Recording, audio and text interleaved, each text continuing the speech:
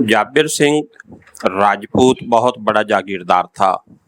वो जंगलों के ठेके भी लिया करता और जंगल में लकड़ी का कोयला तैयार करा के दूर दूर तक सप्लाई किया करता था। वो तालीम याफ्ता भी था। बेपनाह दौलत के अलावा उसे शोहरत और अंग्रेज़ों की हुकूमत में इज्जत इस तरह मिली कि दूसरी जंग अजीम शुरू हो चुकी थी और अंग्रेज़ हिंदुस्तान के दौलतमंदों से अपने नमक का हक मांग रहे थे। उन्होंने जंगी अखराजात पूरे करने के लिए चंदा मांगना शुरू कर दिया, जिसे वार फंड कहते थे।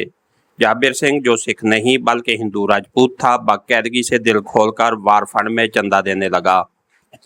उसने अपने बाज मज़ारियों और अपने ज़ेरे असर देहात में से कई एक जवानों को फौज में भर्ती करा दिया।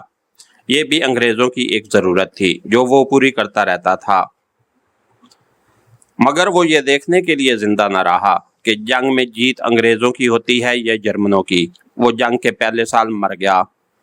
उस वक्त उसकी उम्र 60 साल से ज़्यादा थी। उसकी जागीर की वारिस उसकी बीवी थी और एक बेटा।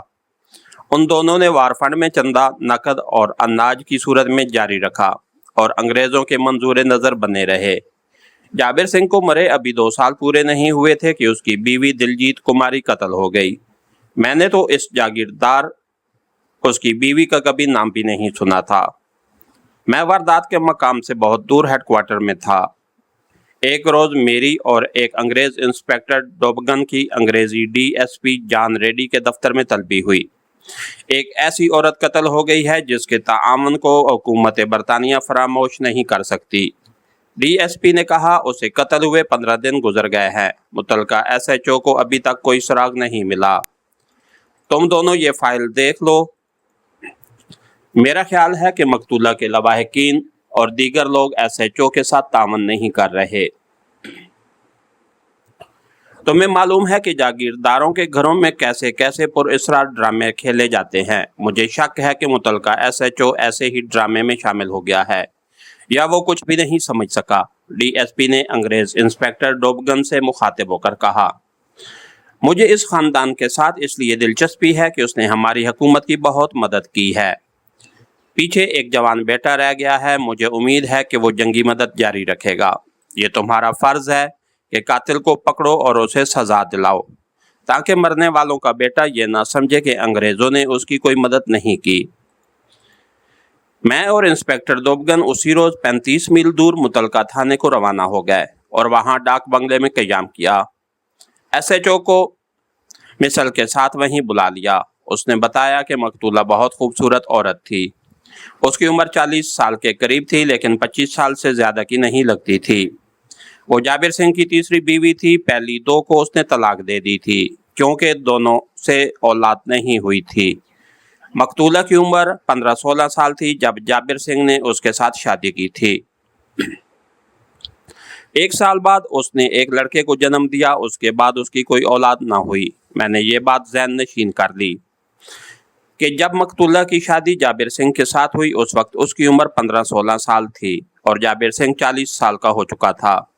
मैंने ये भी ज़हन में महफूज कर लिया कि पहली 2 बीवियों से और औलाद ना हुई। मकतूला ने सिर्फ एक बच्चे को जन्म दिया, फिर उसकी भी औलाद ना हुई। एसएचओ ने बताया कि मकतूला का ये इकलौता बेटा 18-19 साल का है। अक्सर जागीरदारों के बेटों की तरह अपने आप को शहजादा समझता है। शराबी, कबाबी और अय्याश है। उसका एक चचा है, वो इतना बड़ा जागीरदार तो नहीं, खुशहाल जमींदार है। जाबिर सिंह की जागीर से 1.5-2 मील दूर इस चचा की अराजी है।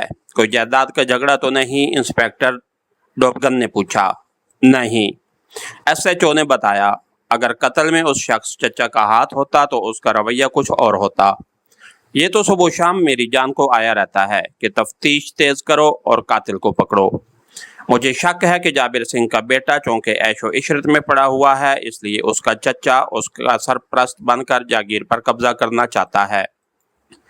ये भी तो हो सकता है कि इसने लड़के का सरपरस्त बनने के लिए उसकी माँ को कत्ल करा दिया हो।